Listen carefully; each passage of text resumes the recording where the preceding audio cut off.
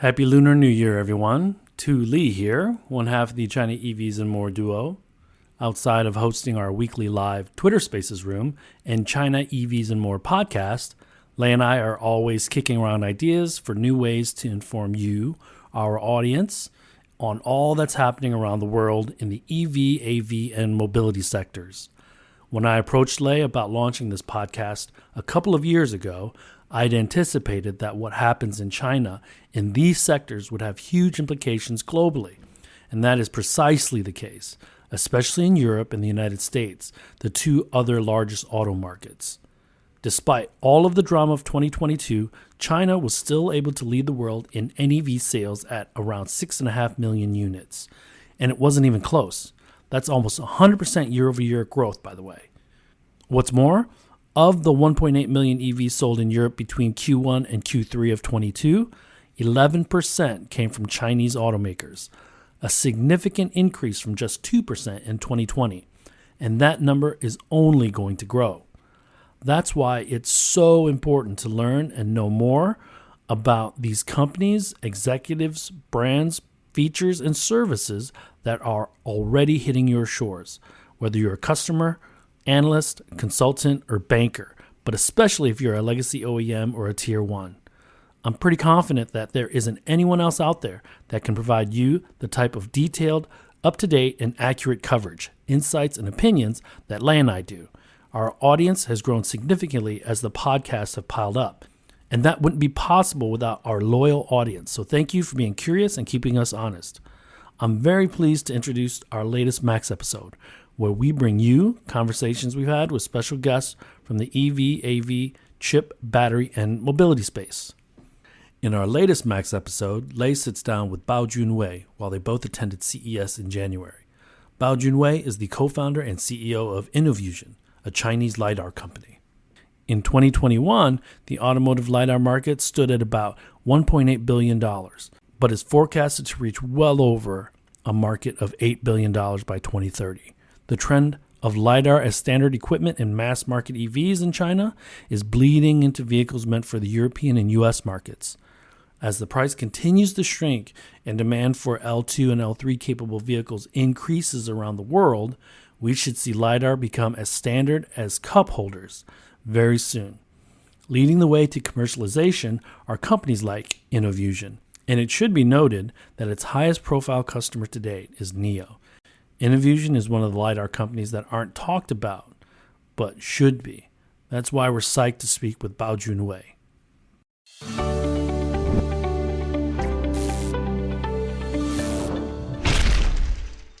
So, Dr. Junwei Bao, thank you for talking to me. We're here at CES 2023, and I'm here with the founder and CEO of Innovusion, a Chinese LiDAR startup. So let's get into it. Thank you again.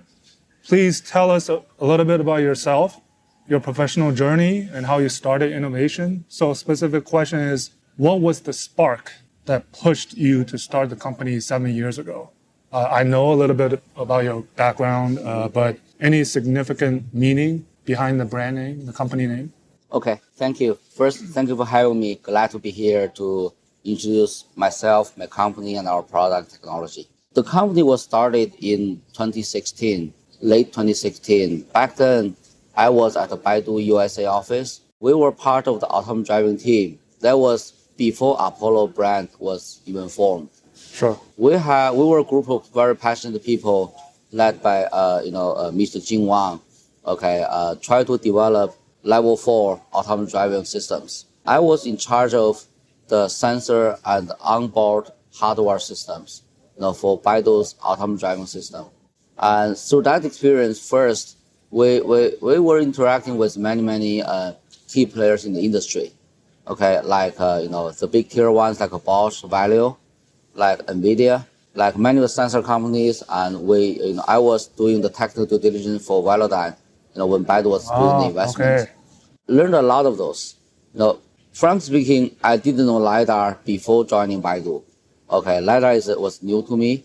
On the other hand, relating that to my own experience before joining Baidu, I spent my about 15 years in optical instrument For those were made for optical metrology purpose for semiconductor manufacturing. So from there, we could see a lot of commonalities, and we could see that with experience we accumulated, both technical side and also manual talents I was familiar with, we can develop a very good LiDAR that can meet the true performance requirements for autonomous driving systems. And this goes to our learning study within Baidu and also from our interaction with other players as well. We believe for autonomous driving vehicle to be able to drive safely, reliably, you have to be able to detect the roadside in front of the vehicle, in long enough range with enough details. And if you can recall, the LiDAR back then, there was only like 16 lines, 32 lines, and 64 lines. Yeah, the big bucket. Exactly. Right? And the range was limited, pathetic, I'll call it, only like 60 to 70 meters for dark objects. We believe, relating this to human beings driving experience, you want to be able to see everything in detail, at least around 200, 250 meters range.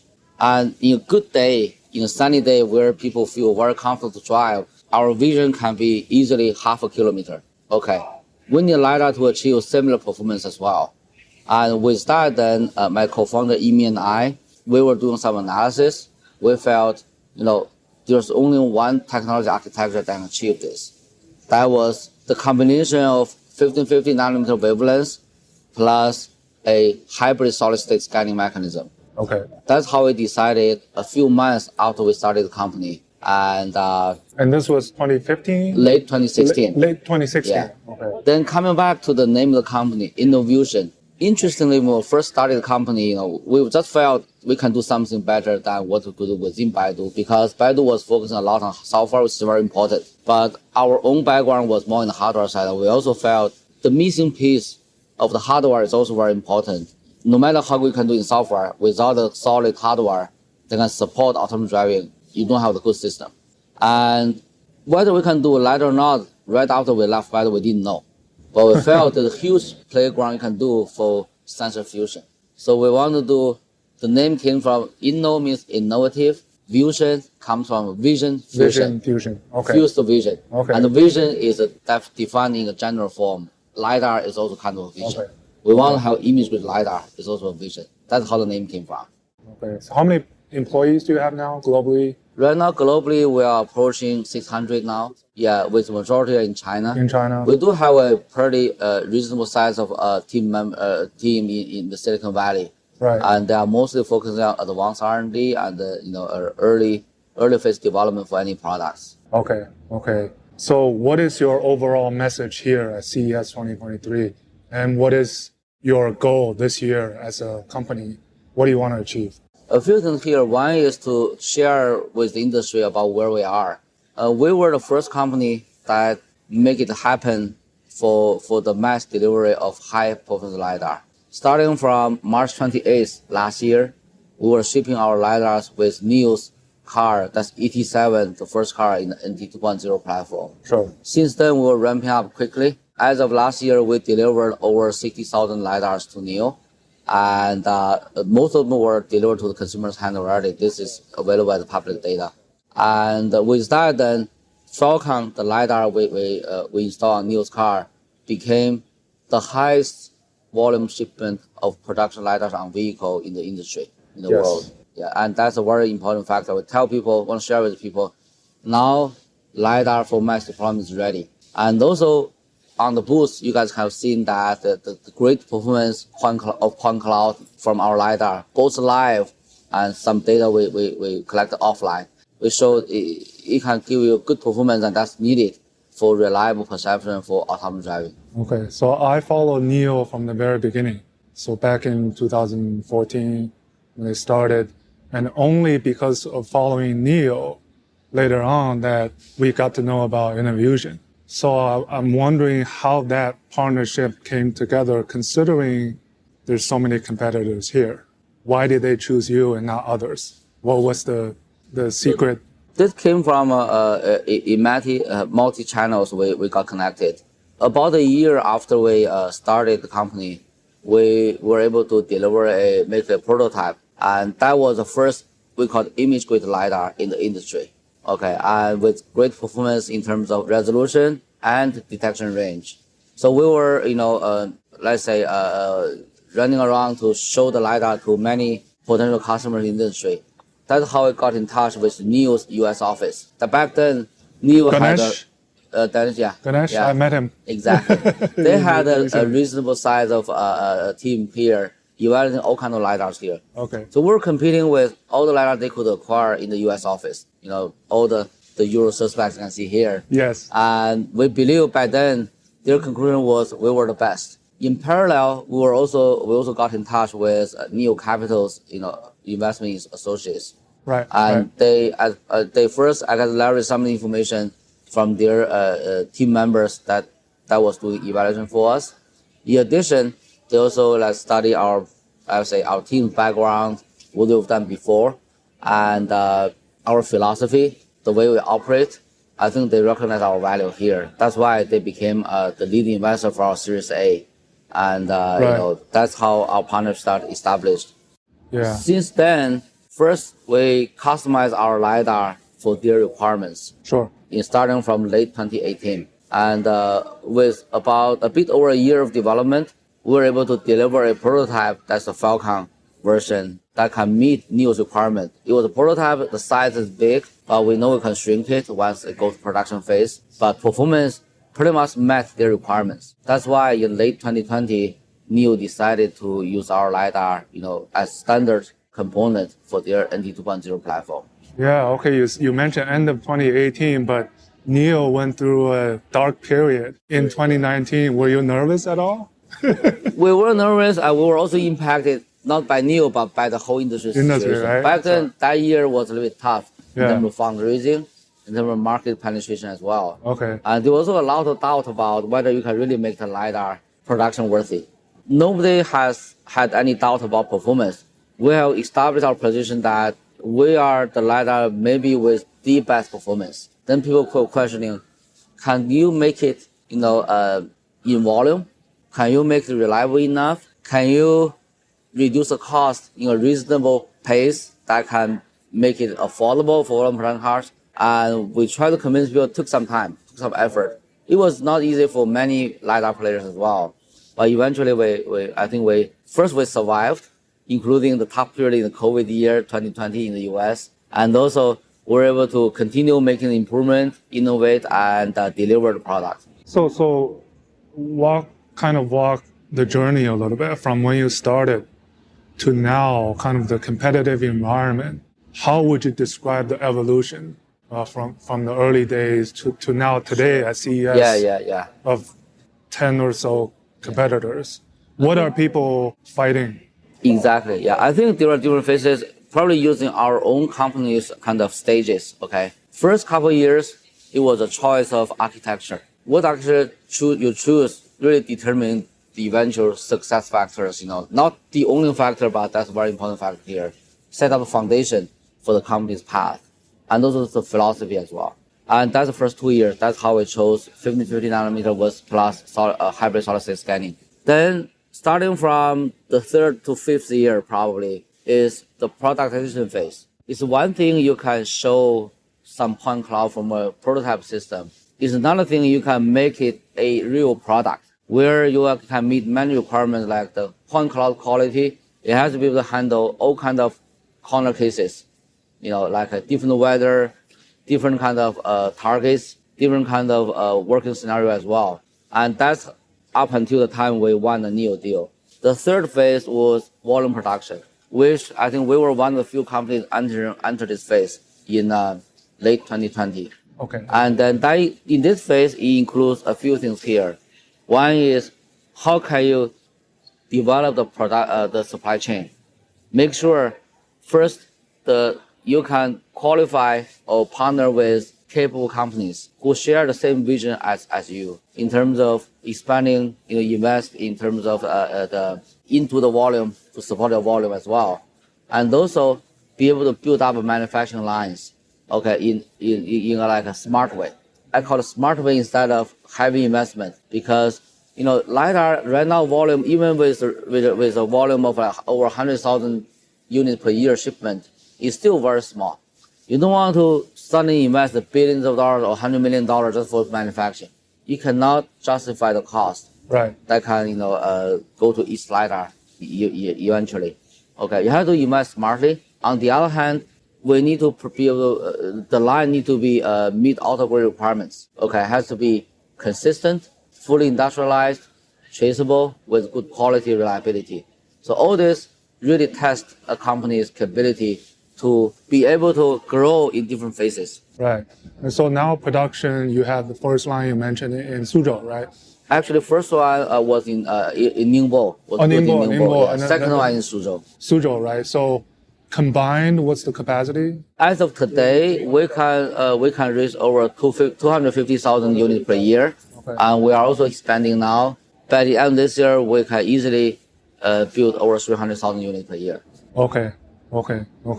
One theme I think at this year's CES 2023 for the LiDAR players is this blind spot or side view. Why all of a sudden this year you see this blossoming?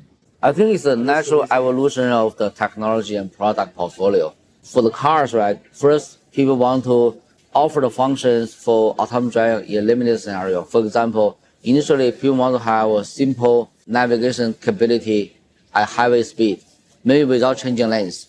And once this is achieved, people are looking at the next step. Naturally, that will be, whether you can have more function like lane changing and also driving in more complex scenarios like in the city, in intersections, be able to detect many different objects in all the 360-degree surrounding of the car. So then that's why there's a need for, we call it actually side view and peripheral LiDAR instead of just blind spot. Sometimes we call it blind spot.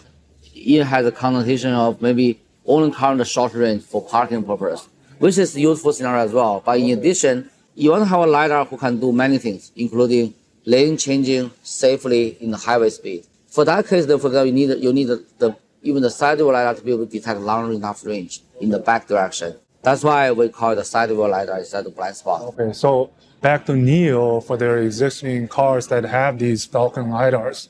What do they provide in terms of the autonomous driving assistance? What do they help the driver? What do they help the car to achieve? As for now, I think they have a few upgrades of the software side since they released the car. I'm not fully tracking exact very details of the functions because that's mostly done by NIO's driving team. But I believe eventually they will release all the functions like all the navigation in autonomous driving mode, even give driver much less responsibility for driving. Okay, and then specifically this watchtower style, I think it's becoming a trend. Yeah. Now, who made that decision? Is it NIO? Is it how did that work out? It was definitely made by NIO. Yeah. NIO. They had a vision. You look at it, it's not just LiDAR, right? Their camera also put that position as well. Right. They call it watchtower. They feel that's position with the best viewing angle, and also is less chance to be damaged. Right. And easy for cleaning those things as well. So that's their requirement. All you have to do is help comply integrate to their requirement. Okay. Yeah. Okay, integrate it into. Okay. Do you, in terms of positioning, so someone like Innovusion, they're supplying directly to Volkswagen. Someone like Septon, they're working with Koito as a tier 2. Are you a tier 1? Do you consider yourself a tier 1 since you? In terms of relation with NIO, yes, we are tier 1, and we are selling to NIO directly. Okay. We're open to try to have different kind of business models with different players.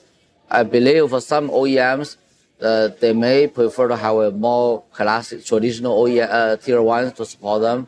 We're open to work with tier 1s, act as tier 2 to support them. Okay. And then aside from NIO, obviously Faraday Future and coming up, the customers that you're in the pipeline, are they all in the premium positioning brands or companies? Let's see. It doesn't have to be. Okay. But definitely for premium brands, there's a better chance that they are more aggressive and eager to adopt new technology for differentiation. Because of cost price, they can also have a better chance to be able to afford a LiDAR at the beginning.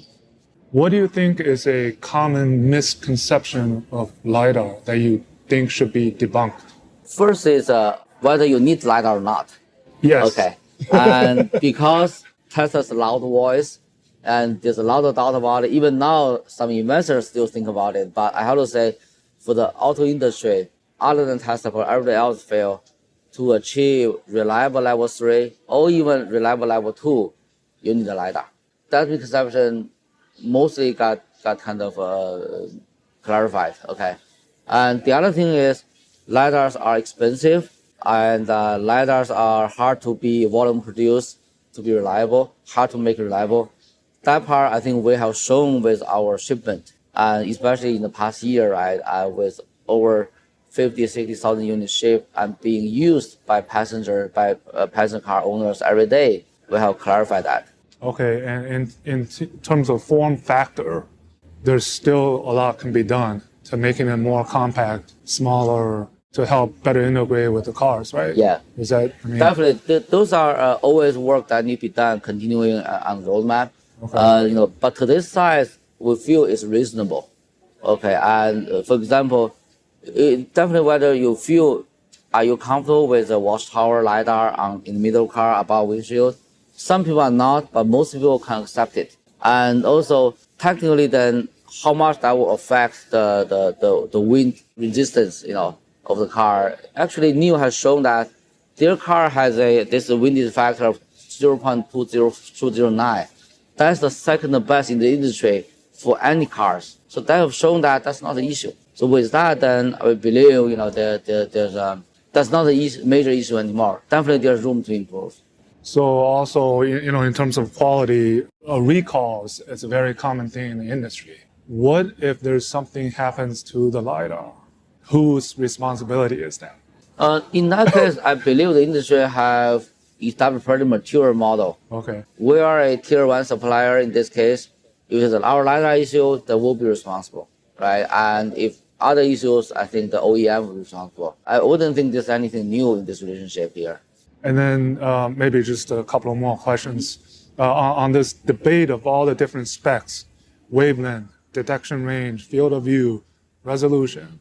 Is there a common consensus, or it's very tailored to different applications? What do you think is, because there's a lot of debate on, you guys can do 500 meters. I can only do 250 meters. You can do 120 degrees. Should people worry about that? Or I think people need to worry about it, especially, the consumers, the OEM industry need to continue to learn, to explore, to see what's the best situation for LiDAR application in even just for autonomous driving itself, actually. And one of the foundations of our company when we started was we believe we have maybe the good understanding about what's really needed for ADAS system and also for advanced for autonomous driving system as well.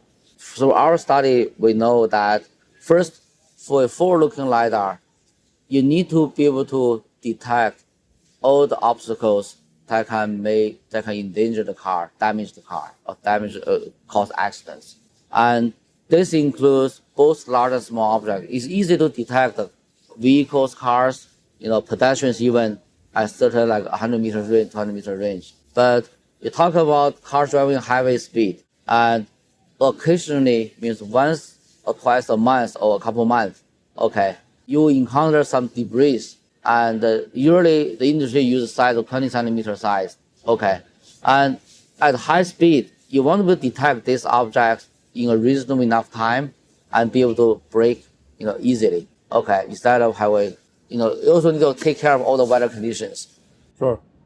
I wouldn't get to details of the mathematics here, right. But with this then, the requirement becomes we need to be able to detect a dark object, which is a screen, large screen at 10% reflectivity over 250 meter range. And we need a resolution less than 0.1 degrees. It's not that high actually, because imagine our human being's eye. Okay, that's still worse than a human being's eye that can get a driver license. We want to go to driver license test, right? In China, or US as well, you need a 0.8. Why? Because you need to have enough resolution to see small objects here.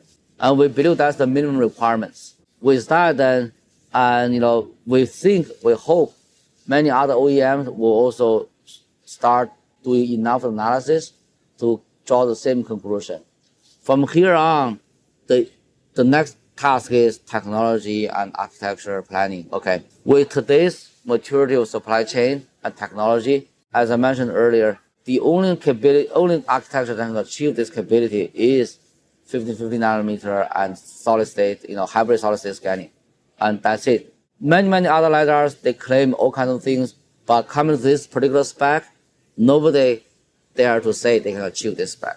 Are you supplying robotaxis besides the private passenger vehicles? Yeah, we are supplying LiDAR for robotaxi developers. And I have to say, as for now, robotaxi, there hasn't been real volume deployment yet. But we are very happy to keep supporting them. We believe they even have higher requirement for LiDAR as well. Okay. And I think that's pretty much it. Let's see. Oh, one question I want to follow up on the million. Yeah. Because I was at the Value press conference. Yeah. The CEO say exactly the same thing with 3 to 5 years. When we get to that million point, what is the price point? Do you think? You don't have to give me a exact number, but maybe a rough. I think when we achieve about 5 million, 1 million like a shipment range, I think more than just the volume is most of the time. We need time to reduce the cost. In the next 3 to 5 years, the cost should be around $500 or around that range for the high performance LiDAR forward looking. For the peripheral LiDAR should be less than half that price as well. Yeah, so you can think of the entire sensor suite surrounding the car, a LiDAR, maybe plus camera as well, could be less than $1,000. And with what we feel is there are two actual value LiDAR can offer. Very likely, LiDAR will really remove the needs of radar, or at least for many of the radars in the vehicle. Okay, so that's a big cost saving. Okay, so the second is, because of the high quality of the LiDAR's data, the requirement for compute will be much less. The reason is, we all know that, analyzing image data is very compute intensive. Analyzing low performance LiDAR data is very compute intensive because of the data quality is not good. Like, for example, at 200 meters range, the point cloud sometimes there is, sometimes is not, and also the point is sparse. Then, because of that, you need to build very deep neural networks, for example, to make the model more robust, more capable. That requires a lot of compute power. But with high quality LiDAR data, like 250 meters range, any like cross section of the tail of the car, you got 10, 20 points easily. Then with very simple, whether it's a machine learning model or even simple classical CV model, you can achieve very good reliability. You save the compute power. And I'm not saying it's not needed for high compute power. You have actual compute power. Use that for PNC, for planning and control. Planning and control, to handle very complex scenarios, more and more complex scenarios, you need a lot of compute power. So then with that, then we believe that will be a perfect match at that time. Okay, final question. What is the most interesting thing at CES 2023 from your perspective? Maybe you haven't seen too much yet. Yeah, that's true. I haven't got a full walkthrough yet. One thing is, LiDAR companies are recovering, and people are seeing the real. I would say, last couple of years, there was a period where I think people are just seeing keep demo, right? People get tired of it. Okay. Now people are seeing real deployment now. Okay. Deployment, and the quality of the LiDAR performance getting better and better, and there's a much better chance for more and more LiDAR to be deployed in volume production cars. Okay. Yep. Thank you very much. Yeah, thank you. Thank you very much. 感谢.